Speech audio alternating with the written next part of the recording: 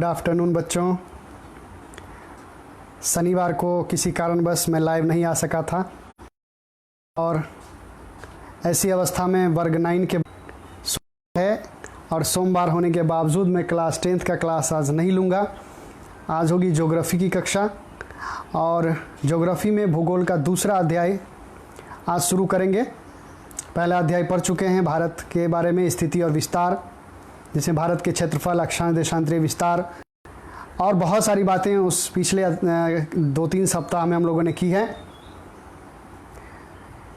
एक जो खबर आ रही है वो यह है कि विद्यालय, महाविद्यालय, विश्वविद्यालय सभी बंद रहेंगे, चाहे वो रेड जोन में हो, ग्रीन जोन में हो, ऑरेंज जोन में हो, कोई फ़र्क नहीं पड़ता है। एक लंबे समय तक आपका विद्यालय जो है वो बंद रहने वाला है। ऐसे में आप सब विभिन्न ऑनलाइन प्लेटफॉर्म पर पढ़ाई जारी रखिए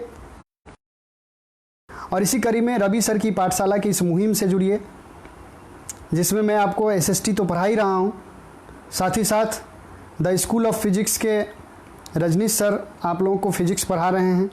जो 11th-12th के बच्चे हैं उनके लिए भी मैं उनका जो है लाइव सेशन शेयर कर देता हूँ। तो आप सब वो सब पढ़ते रहिए, समझते रहिए।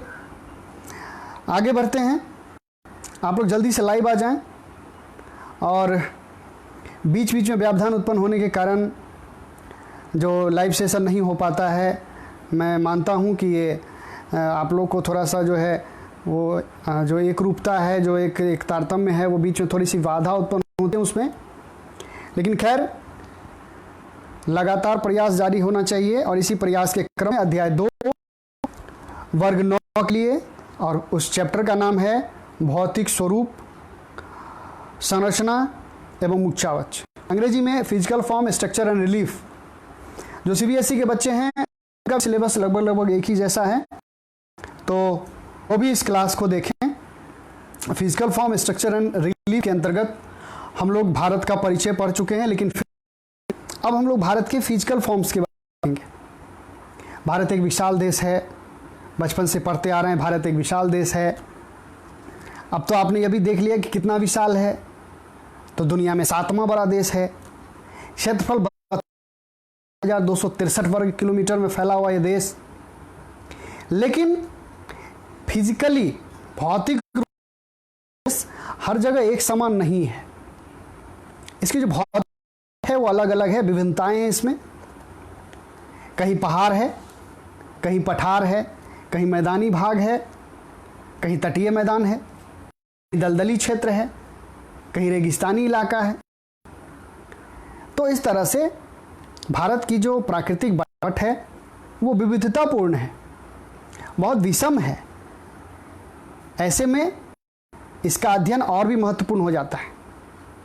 हम लोग अलग अलग बांट कर देखेंगे, पर्वतों के बारे में अलग पढ़ेंगे, मैदानी क्षेत्र में अलग से बातचीत होगी, पठारी क्षेत्र के बारे में अलग से बातचीत होगी।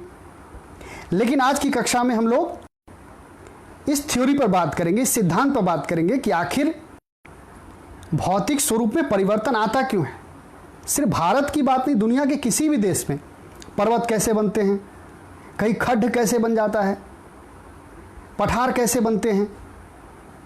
इसी उच्चावच जो हमारा जो प्रदर्शन है, भारत का जो भौतिक स्वरूप में जो ये कैसे आया, मैं आपको वर्ग 6 की याद दिलाऊंगा। 6 में आपने पढ़ा होगा हमारी दुनिया भाग 2, उसमें तीसरा अध्याय आप लोगों ने पढ़ा होगा। और तीसरा अध्याय क्या था? आंतरिक जो भूगर्भीय जो घटनाएं हैं, आंतरिक घटनाएं, जिसमें आपने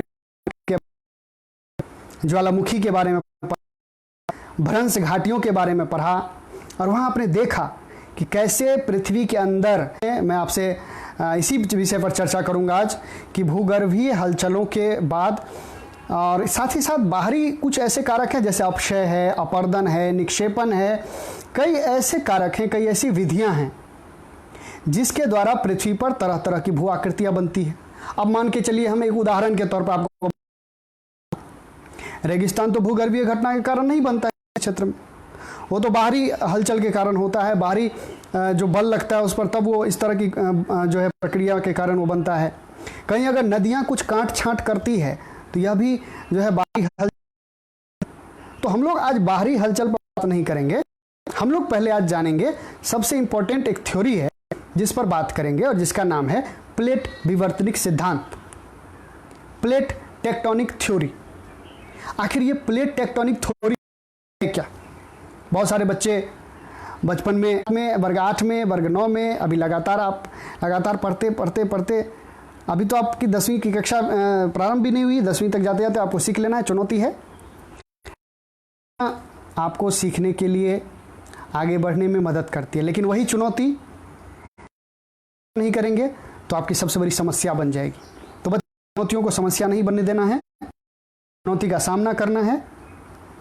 और जो प्लेट विवर्तनिक थ्योरी है ना, इसमें सबसे पहले शब्द देखो कि प्लेट विवर्तनिक शब्द कहाँ से आया, आखिर कौन वैसे वो महाशय थे, उस भूगर्भ शास्त्री का नाम क्या था? तो वो थे तुजो विल्सन। और बहुत पहले की बात नहीं, to continue broadcasting. Okay, network पर लोड ज़्यादा रहता है। अब आ रही है आपकी, मेरी आवाज़ जा रही है आप तक? हाँ, डब्ल्यू.जी. मॉर्गन ने 1965 में तो एक प्लेट टेक्टोनिक शब्द आ गया, लेकिन इसको जो प्रूफ किया डब्ल्यू.जी. मॉर्गन ने, और उन्होंने बताया कि पृथ्वी के अंदर जितना आप ऊपर देख रहे हो अलग अलग महादेश, उन सभी महादेशों के जैसा ही पृथ्वी के अंदर भी बहुत सारे प्लेट्स हैं, और वे प्लेट्स हलचल कर रहे हैं, हिल रहे हैं। और एक बात समझिए, वे हिल रहे हैं, कहाँ हिल रहे हैं भाई? किस पे हलचल कर रहे हैं? तैर रहे हैं। केंद्र में चट्टानें पिघली हुई अवस्था में, और वे चट्टानें पिघली हुई अवस्था में उसे किस नाम से जानते हैं? मैग्मा। वही ना, ज्वालामुखी विस्फोट जब होता है तो वही मैग्मा धरती के बाहर, धरती का सीना चीर कर बाहर निकल जाती है, फिर वो ठंडी होने के बाद चट्टान बन जाती है, कायांतरित चट्टान, आग्नेय चट्टान। आग्नेय चट्टान कहाँ से बनता है? ज्वालामुखी विस्फोट के बाद मैग्मा ठंडा होता है, फिर वो आग्नेय चट्टान बनता है। बच्चों, उसी मैग्मा के ऊपर ये सब प्लेट्स तैर रहे हैं, और ये जो तैरते हुए प्लेट्स हैं ना, ये 1-2 नहीं हैं, बहुत संख्या में है। इनकी संख्या के बारे में हम लोग बातचीत करें। इनको 2 भाग बांटा गया, एक बड़ी प्लेट और एक छोटी प्लेट। ये प्लेट आप अपने घर में जो जिसमें आप खाना खाते हो उस प्लेट से आप उदाहरण तौर पर देख सकते हो, उस हिसाब से आप कल्पना कर सकते हो कि जैसे प्लेट। लेकिन ये छोटे छोटे प्लेट्स नहीं हैं, बहुत विशाल भूखंड है, बहुत विशाल प्लेट्स। 6 प्लेट्स के बारे में आपको थोड़ा थोड़ा बता देता हूँ। देखिए, ऑस्ट्रेलिया और भारत ये एक ही प्लेट्स था। धरती के नीचे ऑस्ट्रेलिया भारत का एक ही भूखंड है, ऑस्ट्रेलियाई भारतीय भूखंड। थोड़ा सा आपको इतिहास की तरफ ले जाएंगे, यानी भूगोलिक इतिहास एक नया शब्द आ गया ना आपके लिए।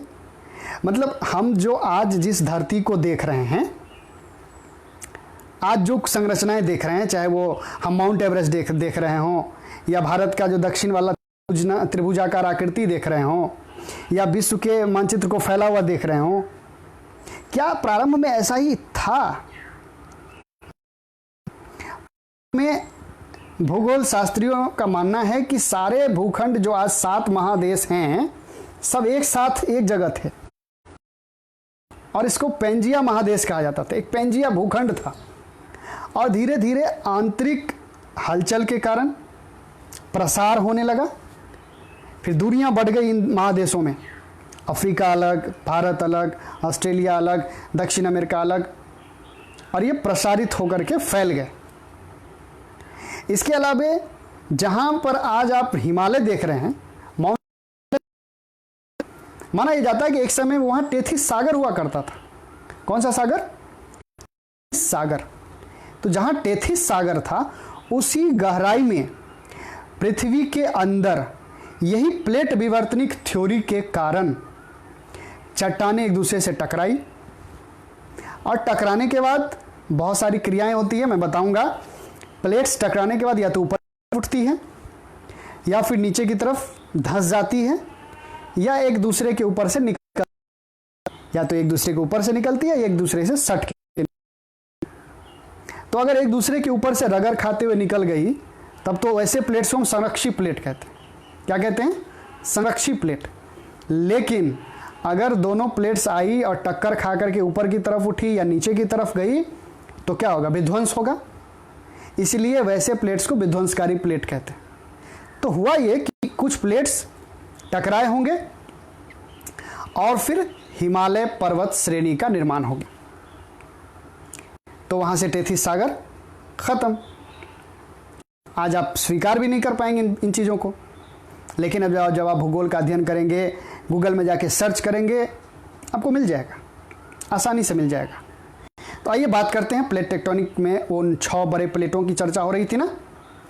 ऑस्ट्रेलिया और भारत एक प्लेट हुआ, फिर अफ्रीकी भूखंड का अपना एक प्लेट है, अमेरिकी भूखंड का प्लेट है, यूरेशियाई प्लेट है, प्रशांत भूखंड है और अंटार्कटिका है। ये टोटल हो गए 6 प्लेट। यही प्लेट धरती के अंदर उस मैग्मा के ऊपर यानी पिघली हुई चट्टानों के ऊपर तैर रहा है। कभी कभी आपस में टकराते हैं। टकराने से क्या होता होगा बताइए? कक्षा 6 में आप पढ़े हैं, आज से 3 साल पहले आप बातों को पढ़ चुके हैं। आपसे उम्मीद की जाती है कि आप बताएं कि इन प्लेटों के टकराने से जो आंतरिक हलचल होता है, धरती के सतह पर कौन कौन सी घटनाएं होती हैं बताइए? भूकंप आता होगा, वेरी गुड। कहीं कहीं ज्वालामुखी विस्फोट हो सकता है कि नहीं हो सकता है? बिल्कुल हो सकता है, क्योंकि जब प्लेटें टकराएंगी तो वो ऊपर की तरफ उठेंगी और जहां पर उसे पतला परत दिखेगा, मैग्मा उसको चीरते हुए बाहर निकल जाएगी और फिर क्या होगा? ज्वालामुखी विस्फोट, वोल्केनो इरप्शन कहते हैं इसको अंग्रेजी में। वोल्केनो इरप्शन जो होगा ना, उसमें भी प्लेट टेक्टोनिक थ्योरी का बहुत बड़ा योगदान है। बट अर्थक्वेक ज़्यादातर होता है कि हल्का सा भी अगर प्लेट हिला भी ना तो पृथ्वी पर थोड़ा सा कंपन महसूस होता है। जो प्लेट हिलेगा उसके ऊपर वाले क्षेत्र में भूकंप आएगा। भूकंप जोन के बारे में आप लोग कक्षा 7 में तो बहुत विस्तार से पढ़े हो। अब आइए छोटे छोटे प्लेटों की चर्चा भी कर लेते हैं। आज की कक्षा में के बच्चों के लिए अध्याय 2 का परिचय जो है, इंट्रोडक्शन वाला सेशन चल रहा है। जल्दी से जुड़ जाइए, जो लोग नहीं जुड़े हैं वो लोग शेयर कर लें इस लाइव सेशन को और शेयर कर लीजिए अपने टाइमलाइन पर, ताकि आपके जो मित्र होंगे वो भी इसको देख पाएंगे। क्लास 9th के लिए ज्योग्राफी चल रहा है। शनिवार का क्लास चूंकि बाधित हो गया था, किसी कारणवश मैं लाइव नहीं आ सका, तो आज की कक्षा में मैं आप लोगों के साथ हूं। अध्याय 2 भौतिक स्वरूप की बात हो रही है। हम लोग जो है वो स्ट्रक्चर एंड रिलीफ पर चर्चा कर रहे हैं और इसी क्रम में 9 छोटे छोटे प्लेट्स की चर्चा है। और ये 9 छोटे छोटे प्लेट्स के नाम मैं पढ़ देता हूं। Arabian, Philippine, Cocos, Nazca, Scotia, Caribbean, Somalia और बिस्मार्क। ये 9 छोटे छोटे प्लेट। अगर आप समस्या आ रही है इसको सुनने में, आप अपनी क्लास की बुक को देख लीजिए। भारत भूमि और लोग भाग 1 ज्योग्राफी की किताब में दूसरा चैप्टर, पेज नंबर भी दूसरा ही शायद होगा, आप उसमें देख लो। क्योंकि मेरे पास बुक, रियलिटी ये है कि लॉकडाउन में मैं जब घर आया तो यहाँ ही फंस गया हूँ मैं। और शब्द फंस गया हूँ ले कह रहा हूँ क्योंकि बहुत सारी किताबें दरभंगा में ही रह गई हैं। तो ऐसे में मैं इंटरनेट से जो कुछ भी हो पाता है डाउनलोड करता हूँ, फिर उसको आपके लिए पॉइंट्स लिख लेता हूँ। कुछ पॉइंट्स आपको अपने हिसाब से उससे आपको जोड़ करके बताता हूँ, क्योंकि आप तक गलत तथ्य ना जाए, इसका पूरा ख्याल रखना है मुझे। क्योंकि रवि सर की पाठशाला की इस मुहिम में जब लाइव हम आ रहे हैं तो पॉज का कोई जो है ऑप्शन नहीं है। कोई भी गलत आंकड़ा देने के बाद ले सकते हैं, कट नहीं कर सकते, एडिट नहीं कर सकते हैं। दूसरी सबसे बड़ी समस्या क्या है कि सिर्फ बच्चे ही इस लाइव सेशन को नहीं देख रहे होते हैं, कुछ हमारे सीनियर्स भी देख रहे हैं। और ऐसे में अगर हम यहाँ से गलत आंकड़ा दे दें, कुछ ऐसे आंकड़े दे दें जो बिल्कुल मेल नहीं खाते हों, तो ये ठीक नहीं है। तो कोशिश ये है कि गुणवत्तापूर्ण चीज़ बातें सही तरीके से आप तक पहुँचे। और इस कड़ी में हम लोग बात कर रहे हैं भौतिक स्वरूप, संरचना और उच्चावच की। आगे बढ़ते हैं। आज हम लोग धरती की आयु की भी थोड़ी सी जो है विभाजन को देखेंगे। धरती की आयु का विभाजन हम लोग जो करते हैं वो इतना जो है, इसका जो एक इतना लंबा जो इतिहास है धरती का, हमारा आपका नहीं, मनुष्य का नहीं, धरती का। सूर्य से अलग होने के बाद, फिर धीरे धीरे ठंडा होने के बाद, फिर इसके विभिन्न चरणों में फिर इस पर जीवन की शुरुआत, इस तमाम पीरियड्स को हम लोग, पृथ्वी के इस खंड को हम लोग महाकल्प कहते हैं। क्या कहते हैं? महाकल्प। यानी धरती की आयु, जैसे मान के चलिए एक आदमी की आयु है, अगर कोई व्यक्ति 100 वर्ष जीवित रहता है तो उसको 4 खंड में बांट सकते हैं। 4 खंड में बांटते भी हैं। और प्राचीन काल से हम आश्रम व्यवस्था की बात करते आ रहे हैं। उसी तरह से धरती की आयु को महाकल्पों में बांटा गया है। और कितने महाकल्प में बांटा गया है? 4 महाकल्प में। और 4 महाकल्प के नाम हैं, सबसे पहले अजैविक, जहाँ पर पृथ्वी पर किसी प्रकार का जीवन नहीं था, कोई वनस्पति नहीं, कोई सूक्ष्म जीव भी अब तक नहीं आए थे, और इसलिए इस एरा को, इस महाकल्प को कहा जाता है एजोइक, AZOIC, एजोइक। दूसरा काल था पुराजीव को हम लोग पैलियोजोइक कहते हैं। पैलियोजोइक में सूक्ष्म जीव का विकास होने लगा था। और मेसोजोइक बहुत महत्वपूर्ण है। मेसोजोइक में ही ये जो डायनासोर की चर्चा आप सुनते हैं किताबों में, ये मेसोजोइक एरा में ही आए थे। मैमथ जैसे जानवर इस एरा में आए थे। मैं इतिहास तो पढ़ा नहीं रहा हूं कि मैं आपको पूरे खंड के बारे में विस्तार से बताऊं, लेकिन एक शॉर्ट है, तरीके से हम लोग जानते हैं कि धरती की आयु कल्प में बांटते हैं। 4 महाकल्प हैं। फिर उन कल्पों को भी छोटे छोटे खंड में बांटेंगे, जिसको हम लोग सीधे कल्प कहेंगे। और यह है महाकल्प। 4 महाकल्प में पहला क्या पढ़ा हमने? अजैविक, फिर पैलियोजोइक, फिर मेसोजोइक, और वर्तमान जो अभी जो दौर चल रहा है उसे हम काइनोजोइक कहते हैं। जब आपका जो मेसोजोइक के एरा में आपने मैमथ जैसे जानवर, विशालकाय जानवर देखे, आपने डायनासोर को देखा। डायनासोर भी कहा जाता है कि 2 तरह के डायनासोर होते थे। एक शाकाहारी होते थे, शाकाहारी।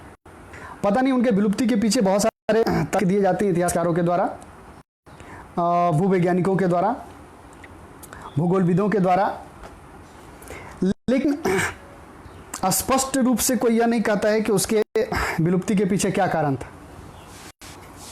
लेकिन जो भी हो, हमने पृथ्वी के खंड को 4 भाग में, पृथ्वी की आयु को 4 खंड में बांट के, प्रत्येक खंड को महाकल्प मानते हैं। पहला महाकल्प था एजोइक एरा, दूसरा था पैलियोजोइक, तीसरा था मेसोजोइक, और चौथा काइनोजोइक। बच्चों, आज की कक्षा में हम लोग अध्ययन कर रहे हैं वर्ग 9 के ज्योग्राफी, यानी पुस्तक का नाम भारत, भूमि और लोक, भाग 1, उसके दूसरे अध्याय को, भौतिक स्वरूप, संरचना एवं उच्चावच, जिसमें हमने जाना कि पृथ्वी की आंतरिक हलचल और बाहरी गति और शक्ति के कारण कैसे किसी भी क्षेत्र में परिवर्तन आता है, खास करके भौतिक स्वरूप में परिवर्तन। वहाँ की मिट्टी की बनावट, वहाँ के वनस्पतियों में वो की विविधता, सब की बातें होंगी। लेकिन इस चैप्टर में हम लोग बात आज के लिए इतना ही रखेंगे। प्लेट टेक्टोनिक थ्योरी की चर्चा हुई, किसने इस थ्योरी को दिया ये भी बताया मैंने आपको, कौन कौन से जो हैं भू आकृतियाँ है। हमारे यहाँ मैंने बताया कि भारत विशाल देश है, और इस विशालता में हैं, इस विशालता में शामिल है पठार, विशाल मैदानी इलाका है जिसमें सिंधु का मैदान, गंगा का मैदान, ब्रह्मपुत्र का मैदान। पठारी क्षेत्र के बाद तटीय मैदान है, रेगिस्तानी क्षेत्र है, उसके बाद द्वीप समूह हैं, अंडमान निकोबार द्वीप समूह, लक्षद्वीप। ये तमाम जो भौतिक रूप से हमारे देश में जो विभिन्नता है, इसी सबको हम लोग इस अध्याय में आने वाले दिनों में पढ़ेंगे। तो आज शनिवार की कक्षा की भरपाई के लिए, ताकि कक्षा 9 के बच्चे नाराज़ ना हो जाएं, आज सोमवार को आपके लिए मैं जुड़ गया हूं, और आज की कक्षा को मैं चाहूँगा कि यहीं पे विराम दिया जाए, क्योंकि बहुत सारी बातें हो चुकी है। मंगलवार को हम लोग इतिहास कक्षा में मिलेंगे और वो होगा क्लास 10th के लिए इतिहास की कक्षा में हम लोग अध्याय 2 पर बात। 2 से पहले अध्याय 1 का रिवीजन जरूरी है, क्योंकि यूरोप में राष्ट्रवाद जो है वो एक लंबा चैप्टर रहा है, जिसमें हम लोगों ने इटली के एकीकरण, जर्मनी के एकीकरण, यूनान, हंगरी, बोहेमिया, पोलैंड जैसे कई यूरोपीय देशों में जो राष्ट्रवाद विकास हुआ उस पर किए हैं। आपको मैं एक बार फिर से याद दिला दूं कि इतिहास और भूगोल की कई ऐसे महत्वपूर्ण लाइव क्लासेस यूट्यूब पर भी अपलोड कर दिए गए हैं। तो रवि सर की पाठशाला नाम के यूट्यूब चैनल पे आप चले जाएं और वहां से उन वीडियोस को देखिए। और एक और सूचना है, वर्ग 9 के बच्चों के साथ साथ सभी प्रतियोगी परीक्षा की तैयारी करने वाले बच्चों, क्योंकि रवि सर की पाठशाला पर लाइव हूँ, इसीलिए मैं एक चीज़ बता दूं कि अप्रैल 2020 का करंट अफेयर्स अपलोड कर दिया गया है यूट्यूब चैनल पे। आपको नोटिफिकेशन आ गया होगा, देख लें। अगर आप नोटिफिकेशन ऑन नहीं किए हैं तो नोटिफिकेशन ऑन कर लें, सब्सक्राइब कर लें चैनल को, ताकि सारे जो भी वीडियोज़ मैं अपलोड करूँ उसकी सूचना आप तक पहुँच जाए। इन्हीं सब बातों के साथ आज की कक्षा से मैं विदा चाहता हूँ। आप लोग लॉकडाउन का पूरा पालन कर रहे होंगे, ये मुझे विश्वास है। विपरीत परिस्थितियों में ही घर से बाहर निकलें, बहुत ज़रूरी हो जाए, जब कोई चारा नहीं हो, अगर घर से निकल तो और भी कई मुँह झाँपने के लिए, मुँह ढकने के लिए कुछ इत्यादि आपके पास होगा, वो सब ले लें। और इस तरीके से कोविड-19 से लड़ना है, कोरोना वायरस से लड़ना है। और स्कूल को भी खोलना है ना, स्कूल खुलेगी, विद्यालय खुलेंगे, तभी जा कर के हमारी पढ़ाई सही ढंग से हो पाएगी। लेकिन इन विपरीत परिस्थितियों में हमारे प्रयास लगातार जारी हैं।